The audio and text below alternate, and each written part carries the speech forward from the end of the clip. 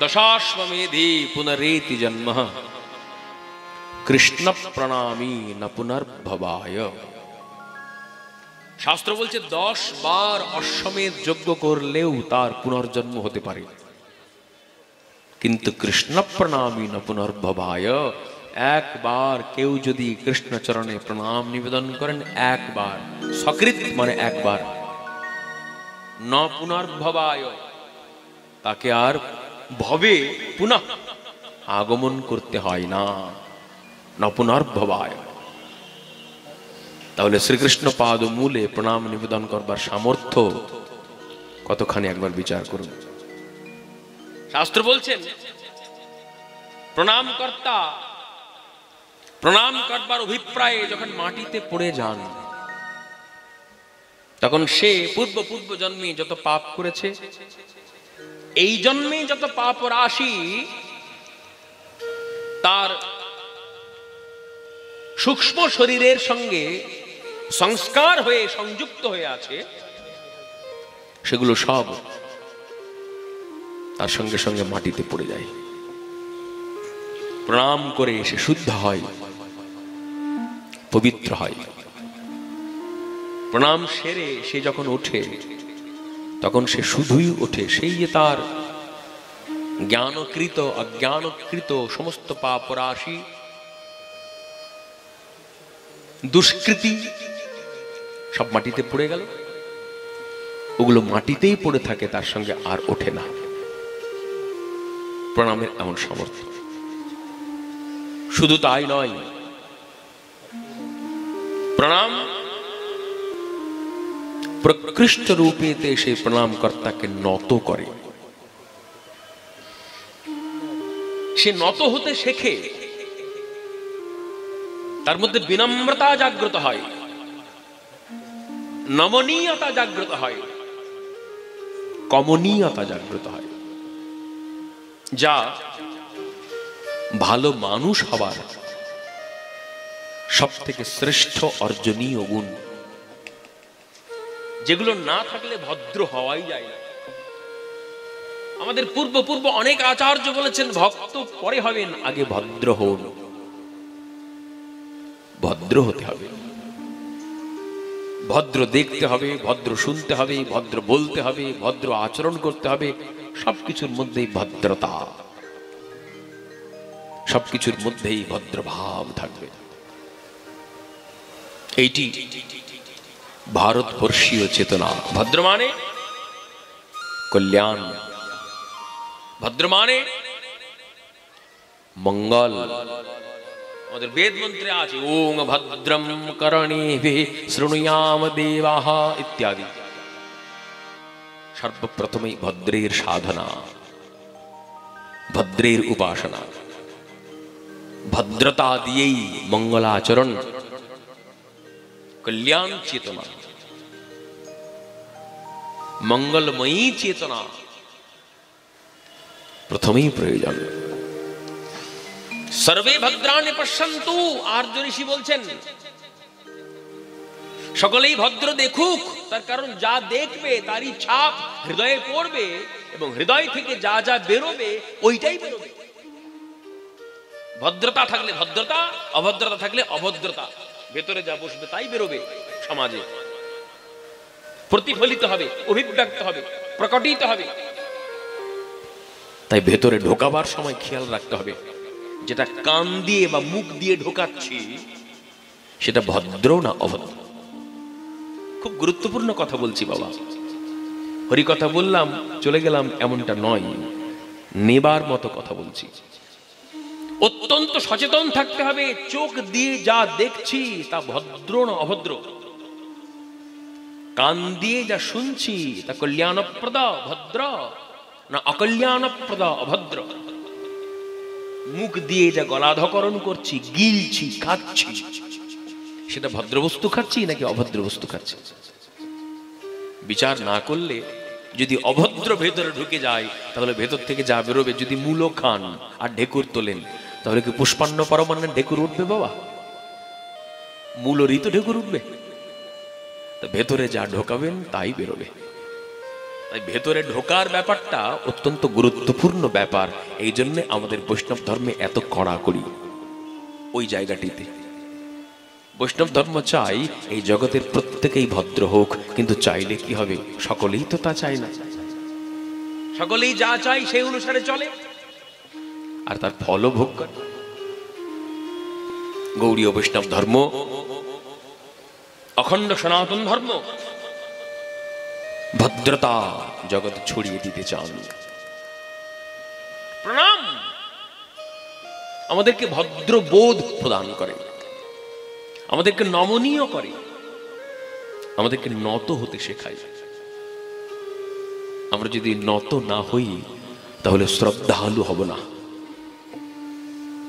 একজন মাথা উঁচু করে থাকা লোক শ্রদ্ধা কি তা জানে না।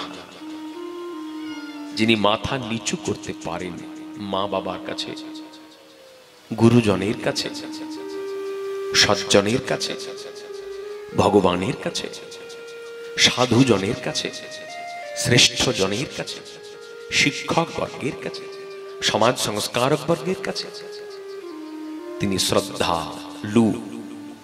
আর যিনি শ্রদ্ধাবান নন তিনি জ্ঞান লাভ করতে পারেন না। এটি ভগবান কৃষ্ণ শ্রীমদ্ ভগবত গীতাতে বলেছেন। শ্রদ্ধাবান লভতে জ্ঞানম, যিনি শ্রদ্ধাবান তিনি জ্ঞান লাভ করতে পারেন। অশ্রদ্ধালু ব্যক্তি কখনো জ্ঞান লাভের অধিকারী হতে পারে না। আর্য ঋষি চেয়েছেন ভারতবর্ষের প্রত্যেকে জ্ঞানবান হন, জ্ঞানী হোক, ভদ্র হোক, নত হতে শিখুক, কমনীয় হোক, নমনীয় হোক। এই জন্যেই আমাদের ধর্মে এত প্রণামের ঘটা, এত প্রণামের বাহার। শুধু তাই নয়, অ্যাকর্ডিং টু মেডিকেল সায়েন্স, চিকিৎসা বিজ্ঞানের দিক থেকে যদি বিচার করেন, হাঁটুতে যদি আপনার দর্দ থাকে,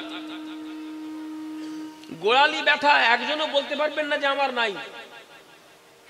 আমরা 4 ঘন্টা করে ভাগবত সপ্তাহে ভাগবত প্রবচন করি। অনেক মা বলেন, আরে বাবা বসলাম তো মা, ঈশ্বর, মানে কি হাঁটুতে ব্যথা, কোমরে ব্যথা। চিকিৎসা বিজ্ঞানের দিক থেকে বিচার করলে যিনি প্রতিদিন 200 বার প্রণাম করেন, দণ্ডবতী যাকে বলা হয়, রাধা কুণ্ডের রাধা বিনোদ মন্দিরে যদি যান দেখবেন প্রাণকৃষ্ণ বাবা দণ্ডবতী করছেন 200 বার, 300 বার সংকল্প করে রাধা কুণ্ড, শ্যামকুণ্ড, কুণ্ডদ্বয় পরিক্রমা করছেন। আর এক জায়গাতে হাতগুলো নাড়াচ্ছেন আর দণ্ডবত, আবার উঠছেন, আবার হাত নাড়াচ্ছেন, আবার দণ্ডবত, আবার উঠছেন, দণ্ডবত করতে বিরাট কসরত।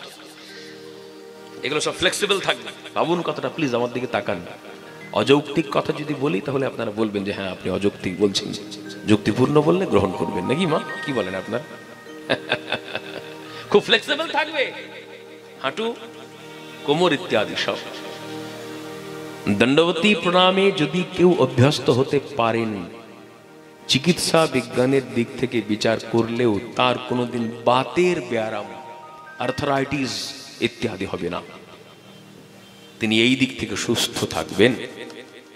কোমর ব্যথা কোনোদিন হবে না, নার্ভ, স্নায়ুতন্ত্র বিকল কোনোদিন হবে না।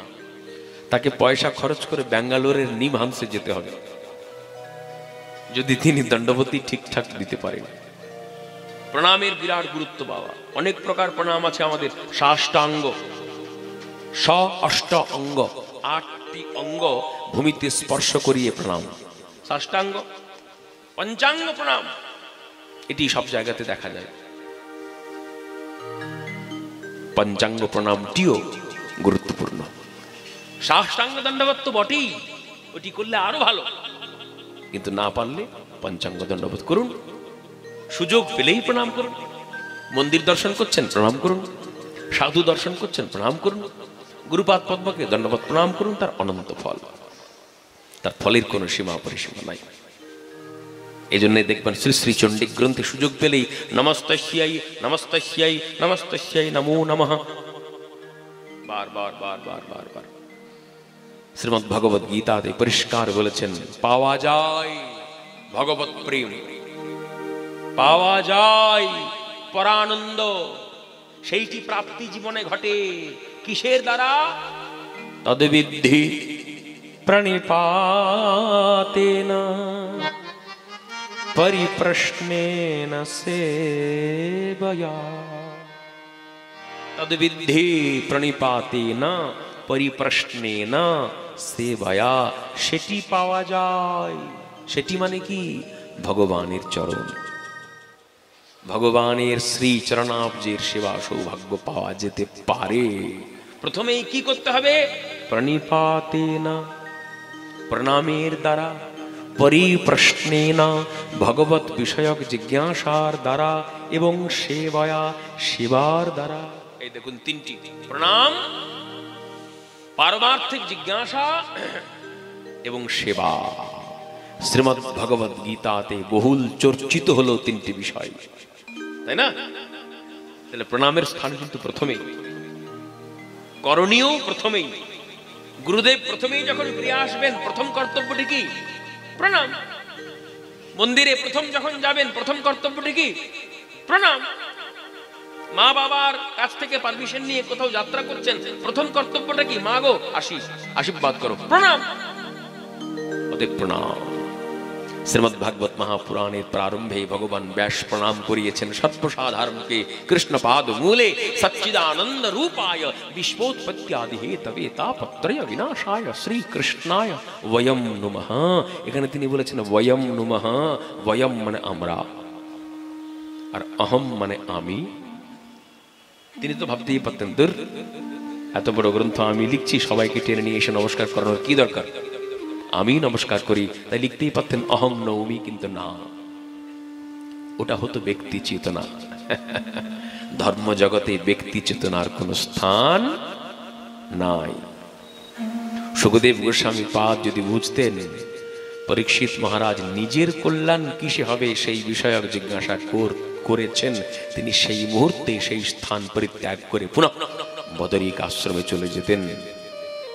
কিন্তু যেই শুনলেন পরীক্ষিত মহারাজ নিজের কথা বলেননি, সমাজের প্রত্যেকের কথা বলেছেন, বিশ্বের প্রত্যেকের কি করে মঙ্গল সাধিত হবে সেই জিজ্ঞাসা করেছেন। তিনি বলেছেন অতঃ পৃচ্ছামি সংসিদ্ধিম যোগী নাম পরমম গুরু পুরুষস্য যৎ কার্যম ম্রিয়মাণস্য সর্বথা। যে বা যারা মরে যাবে, আসন্ন মৃত্যু, তাদের কি করা কর্তব্য কৃপাপূর্বক বলুন। সুখদেব বিচার করেছেন। পরীক্ষিত জিজ্ঞাসা করল, যে মরবে, মতলব এই জগতে তো সবাই মরবে, এমন তো কেউ নেই যে চিরকাল বেঁচে থাকবে। তাহলে পরীক্ষিত জিজ্ঞাসা করলো, যে মরবে তার কি করা উচিত? সবাই মরবে, তার মানে সবার কি করা উচিত? সবার কি করে মঙ্গল হবে, সবার কি করে কল্যাণ হবে? যেহেতু এই সবার ভাবটা চলে এলো, তাই সুখদেবের মতো মহাত্মার মুখে হাসি ফুটলো, নইলে কিন্তু হাসি ফুটতো না।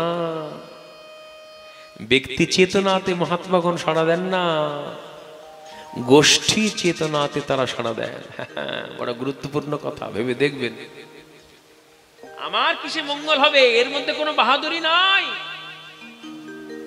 এটা পশুত্ব। একটা খাবারের চাই আছে, অনেক কুকুর খাচ্ছে, হাউ হাউ করছে, একটা কুকুর আরেকটা কুকুরকে তাড়াতে চাইছে, সে চাইছে আমি নিজেই খাবো, এটা পশুত্ব বুদ্ধি।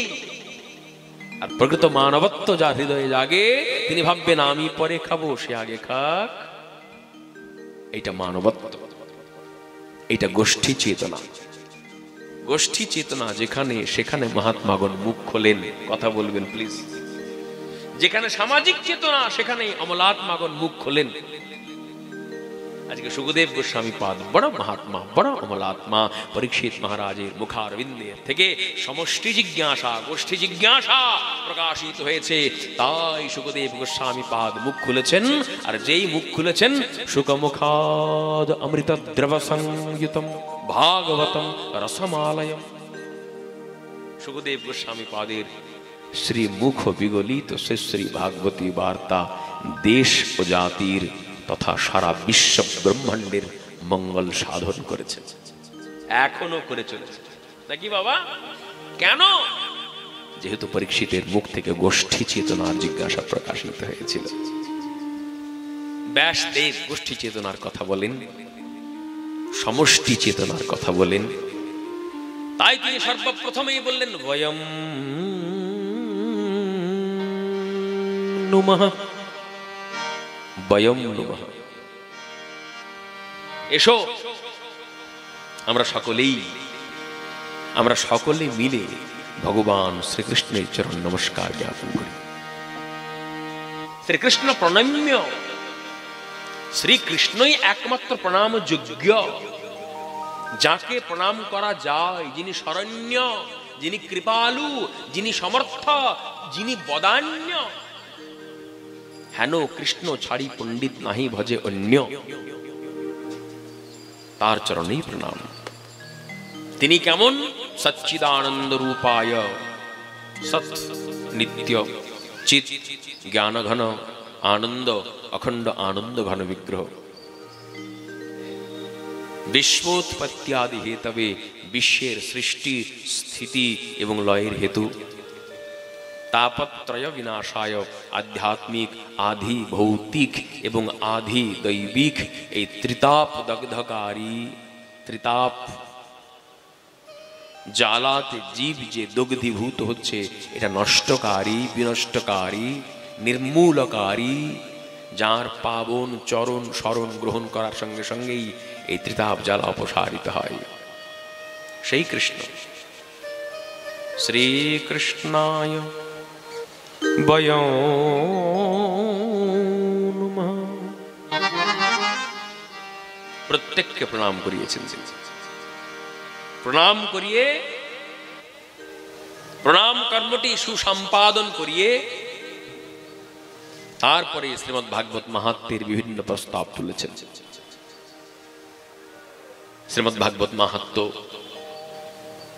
বিশ্রাম হবার পরে মূল শ্রীমদ্ ভাগবতের পাঠ প্রারম্ভ হয়।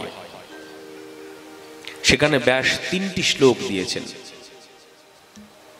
আগের পাঠে, অন্যান্য বছরের পাঠে সেই সমস্ত বিষয় পর্যালোচনা করেছি আমি। প্রথম শ্লোকেতে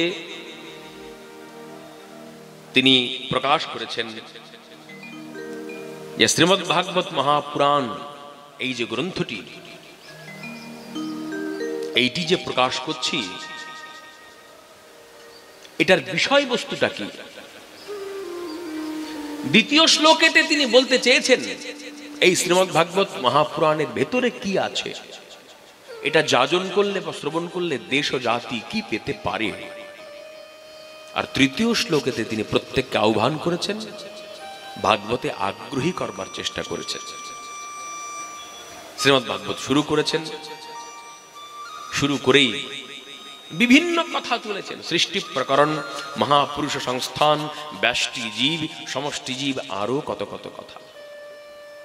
দশম স্কন্ধের প্রাক লগ্নে পরীক্ষিত মহারাজ বলেছেন, হে গুরুপাদ পদ্ম, অনেক কথা আপনি বললেন, কিন্তু কৃষ্ণ কথা শুনতে চাইছে, কৃপাপূর্বক বলুন।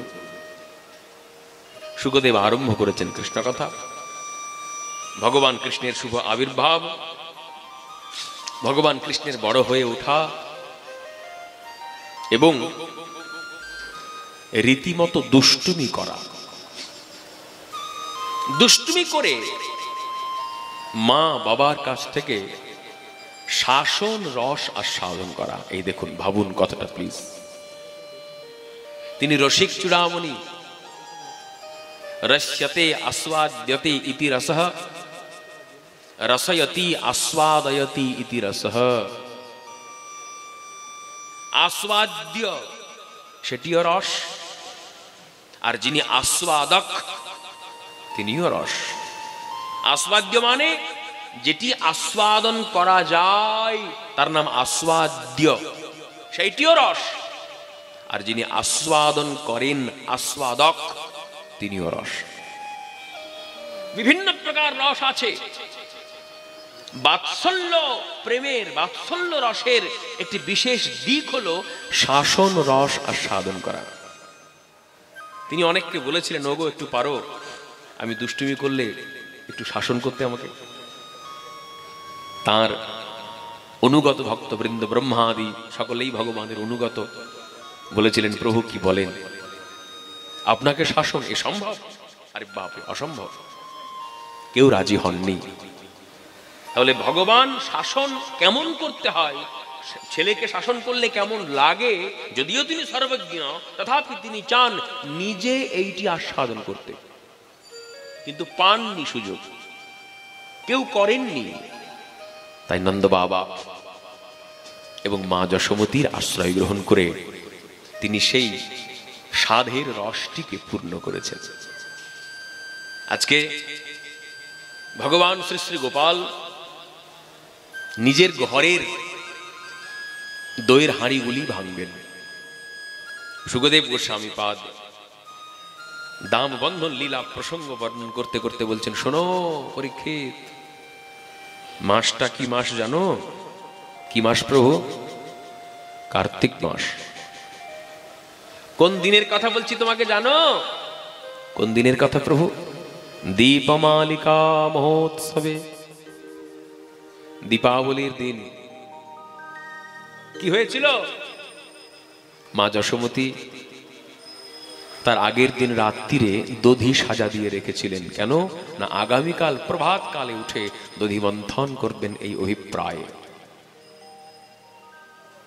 অত্যন্ত প্রভাতে মা যশোমতী গাত্রোত্থান করেছেন। ভালো করে দেখেছেন গোপালের চোখ দুটিখানি যে গাঢ় ঘুম না হালকা ঘুম? দেখছেন হালকা ঘুম। গোপালের শ্রীঅঙ্গে হাত বুলিয়ে দিলেন। গোপাল বাৎসল্য প্রেমের প্রাঙ্গণে গভীর নিদ্রায় নিদ্রিত হলেন। নিদ্রা সুখ প্রভু আস্বাদন করছেন। মা যশোমতী গাত্রোত্থান করলেন। রাত্রিবাস পরিত্যাগ করে শুদ্ধ ক্ষৌম অতসী তন্তু নির্মিত বস্ত্র পরিধান করলেন। আর পরিধান করে ডান দিকে ভালো দুধ, নৈচিকি প্রজাতির গাভীর দুগ্ধ, যে বিশেষ প্রজাতির গাভী ইন্দ্রের গোশালাতেও নাই, যাদের একটা কান কালো এবং ঘোড়ার মতো সামর্থ্য। টিকাতে দেখতে পাই শ্যামৈক করণ তুরঙ্গমবৎ, একটা কান কালো তাদের, খুব উন্নত প্রজাতির গাভী। সেই গাভীর দুগ্ধ দহন করেছেন মা যশোমতী। আর কৃষ্ণ আর বলরাম দোনো ভাইয়ের সারা দিনের আহার হবে, এজন্য ডান দিকে একটি চুল্লিতে উনুনে দুগ্ধ উদ্বর্তন করতে দিয়েছেন, মানে দুধে জাল দিতে দিয়েছেন তিনি। বাঁ দিকে আছে গোপালের কক্ষ, যে কক্ষে গোপাল নিদ্রিত, আর মাঝে বসেছেন মা যশোমতী দধির সমস্ত সজ্জানি মন্থন করবেন। সুখদেব গোসাই একদা গৃহদাসীষু যশোদানন্দ গৃহিণী কর্মান্তরে নিযুক্তাসু নির্মমন্থ স্বয়ং দধি বলে বলছেন, যেদিন ইন্দ্রজাগ কয়েকদিন পরেই, আর তার আগের দিনের ঘটনা এটি, সমস্ত দাস দাসীগণ অন্য কর্মে নিযুক্ত হয়েছিল, মা যশোমতী নিজেই দধি মন্থন করতে লাগলেন। কেমন করে করছেন? ইয়ানি ইয়ানি গীতানি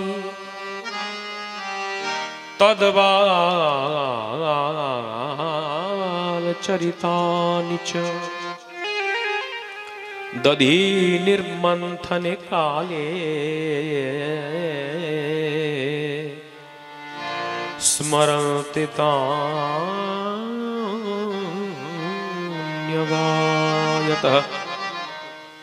মা যশোমতী আজকে গীত গাইছেন, গোপালের গুণগান করছেন। ইয়ানি ইয়ানি গীতানি তদ্বাল চরিতানি চ, গোপালের গুণগান করছেন মা যশোমতী মুখে, আর চোখ বন্ধ করে স্মরন্তি, মনে মনে গোপালকে স্মরণ করছেন। তার কারণ এক মুহূর্তের জন্য বিশুদ্ধ বাৎসল্য প্রেমবতী মা যশোমতী গোপালকে ভুলে থাকতে পারেন না। আর দুই হাতে করছেন গোপালের জন্য দধি মন্থন। রজ্জু আকর্ষণ আর বিকর্ষণ, আকর্ষণ আর বিকর্ষণ, আকর্ষণ আর বিকর্ষণ করছে। ভজন শিক্ষার মহাবিদ্যালয়ে বসে মা যশোমতী জগৎ জীবকে শিক্ষা প্রদান করছেন কিভাবে কায়িক, বাচিক আর মানসিক এই তিন ভাবেই ভগবত সেবা করতে হয়। হাতে করছেন গোপালের জন্য দধি মন্থন, এটি কায়িক সেবা। মুখে করছেন গোপালের গুণগান কীর্তন, এর নাম বাচিক সেবা। আর মনে করছেন গোপাল চিন্তন, গোপালের রূপচিন্তন, এটি মানসিক সেবা। তিন ভাবে কিভাবে সেবা করতে হয় আজকে যশোমতী নিখিল সাধক কুলকে এই শিক্ষা প্রদান করছে। শুকদেব বলছেন, সৌমবাসঃ পৃথুকটিতটে বিভ্রতে সূত্রনদ্ধম পুত্র স্নেহাস্নুত কুচযুগং জাতকম্পঞ্চ শুভ্রু রজ্জ্বাকর্ষসমভুজ চলত কঙ্কণৌ কুণ্ডলে চ স্বিন্নম বক্ত্রম কবরবিগলন মালতি নির্মমন্থ। সৌমম বাসঃ পৃথুকটিতটে। মা যশোমতীর কোমর একটু মোটা, তার কারণ গোপাল বেশি বয়সের সন্তান। অনেক কথা আছে, সেখানে সুন্দর সূত্র দিয়ে বন্ধন করে মা যশোমতী সৌমবাস অতসী তন্তু নির্মিত শুদ্ধ বসন পরিধান করেছেন।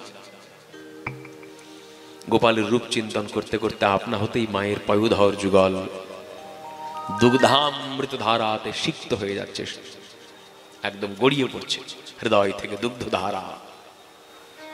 শুভ্র একবার গোপালের গৃহের দিকে তাকাচ্ছেন, আর ডান দিকে দুগ্ধ জল দিতে দিয়েছেন, একবার সেই দিকে তাকাচ্ছেন। ভ্রুযুগল নর্তন করছে, অপূর্ব শোভা। আকর্ষণ বিকর্ষণ করছেন মা যশোমতী হাত দিয়ে, দধি মন্থন চলছে। তাই একটু ক্লান্ত হয়েছেন, তাই ওই শরৎকালের পদ্মের উপরে যেমন শিশির বিন্দু পড়ে, ঠিক সেই রকম অতি পরিশুদ্ধ মায়ের পদ্মতুল্য মুখমণ্ডলে ঘাম রূপ যেন শিশির বিন্দু দেখা যাচ্ছে। আর মাথাতে তিনি দিয়েছেন মালতী ফুলের মালা, খোপার উপরে কবরীর উপরে মালা নির্মমন্থ। আকর্ষণ বিকর্ষণ করতে করতে সেই মালতীর ফুলগুলো top top top top top top করে মা যশোমতীর দুই চরণে পুষ্পাঞ্জলি হয়ে ঝরে পড়েছে। এই সুন্দর রূপচ্ছবি পরীক্ষিত মহারাজ দর্শন করছেন। আজকে মা যশোমতীর এই যে চিত্রটি প্রকাশিত হচ্ছে, এই চিত্রের মধ্যে দেখা যাচ্ছে কয়েকটি বিষয়। কঙ্কণৌ কুণ্ডলে চা, আমরা দেখতে পেলাম শুকদেব বলছেন ইয়ানি ইয়ানি হ গীতানি, তিনি গান গাইছেন মুখে। তা গান কাকে বলে? What is the definition of সঙ্গীত? সঙ্গীতের পরিভাষা কি?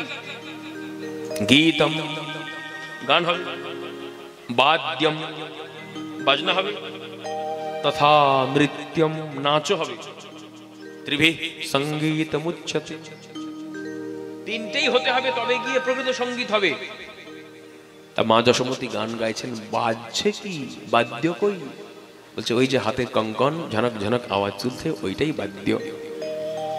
আর নৃত্য, মা যশোমতীর দুই কানে আছে কুণ্ডল, ঈষৎ ঈষৎ আন্দোলিত হচ্ছে, জানবেন ওইটাই নৃত্য। গীতম বাদ্যম তথা নৃত্যম, তিনটি সম্যক প্রকারে হতে লাগলো, এইটি যেন সার্থক সঙ্গীত। যে সার্থক সঙ্গীতে সাক্ষাৎ ভগবানের বাল বেশের সেবা চলছে, বাল রূপের সেবা চলছে। আজকে বাল রূপী সাক্ষাৎ ভগবান, বাল রূপী প্রভু আমার বৃন্দাবনে বিহার করছেন। মা যশোমতী তাঁর অপূর্ব সেবা করছেন। আসুন এই সাক্ষাৎ ভগবান শ্রীকৃষ্ণচন্দ্রের সংকীর্তন মুখে একটু গুণগান আস্বাদন করুন। শ্রী কৃষ্ণ গোবিন্দ হরে মুরারে, হে নাথ নারায়ণ বাসুদেব। শ্রী কৃষ্ণ গোবিন্দ হরি মুরারে, হে নাথ নারায়ণ বাসুদেব। শ্রী কৃষ্ণ গোবিন্দ হরে মুরারে, হে নাথ নারায়ণ বাসুদেব। শ্রী কৃষ্ণ গোবিন্দ হরে মুরারে, হে নাথ নারায়ণ বাসুদেব। হে নাথ নারায়ণ বাসুদেব, হে নাথ নারায়ণ বাসুদেব। हे नाथ नारायण वासुदेव, हे नाथ नारायण वासुदेव। श्री कृष्ण गोविंद हरे मुरारे, हरि बोल। हे नाथ नारायण वासुदेव। श्री कृष्ण गोविंद हरे मुरारे, हे नाथ नारायण वासुदेव। पितुमात्र स्वामी सखा हमारे, पितुमात्र स्वामी सखा हमारे, पितुमात्र स्वामी सखा हमारे, पितुमात्र स्वामी सखा हमारे। हे नाथ नारायण वासुदेव, श्री कृष्ण गोविंद हरे मुरारी, हे नाथ नारायण वासुदेव। श्री कृष्ण गोविंद हरे मुरारी, हे नाथ नारायण वासुदेव।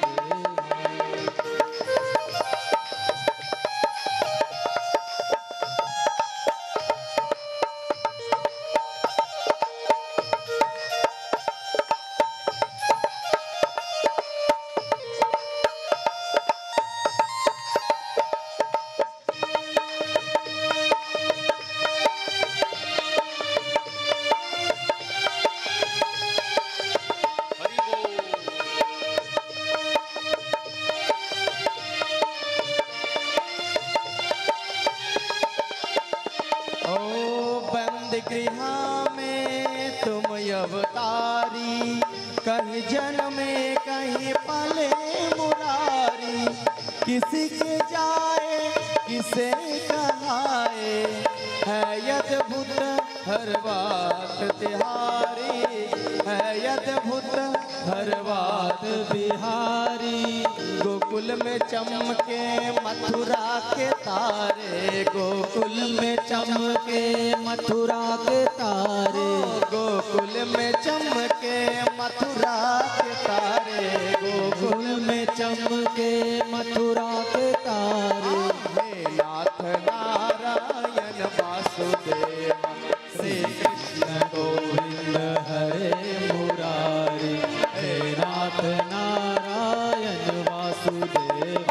श्री कृष्ण गोविंद हरे मुरारी, हे नाथ नारायण वासुदेव। श्री कृष्ण गोविंद हरे मुरारी, हे नाथ नारायण वासुदेव।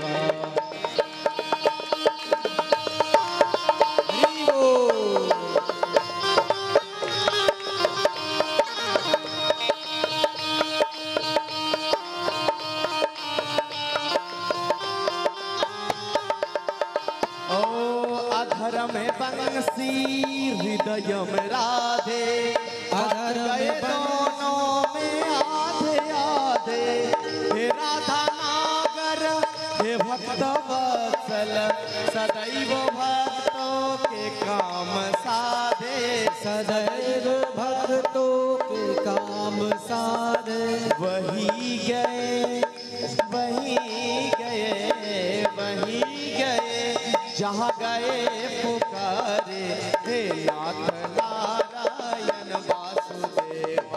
श्री कृष्ण गोविंद हरे मुरारे, हे नाथ नारायण वासुदेव। ओ पितुमात्र स्वामी सखा हमारे, पितुमात्र स्वामी सखा हमारे। ओ तुम हो हमारे प्रभु हम हैं तुम्हारे, तुम हो हमारे प्रभु हम हैं तुम्हारे। हे नाथ नारायण वासुदेव, श्री कृष्ण गोविंद हरे मुरारे, हे नाथ नारायण वासुदेव। राधे कृष्ण राधे कृष्ण कृष्ण कृष्ण राधे राधे राधे राधे कृष्ण राधे कृष्ण राधे राधे राधे कृष्ण राधे कृष्ण कृष्ण कृष्ण राधे राधे राधे कृष्ण राधे कृष्ण कृष्ण कृष्ण राधे राधे राधे कृष्ण राधे कृष्ण कृष्ण कृष्ण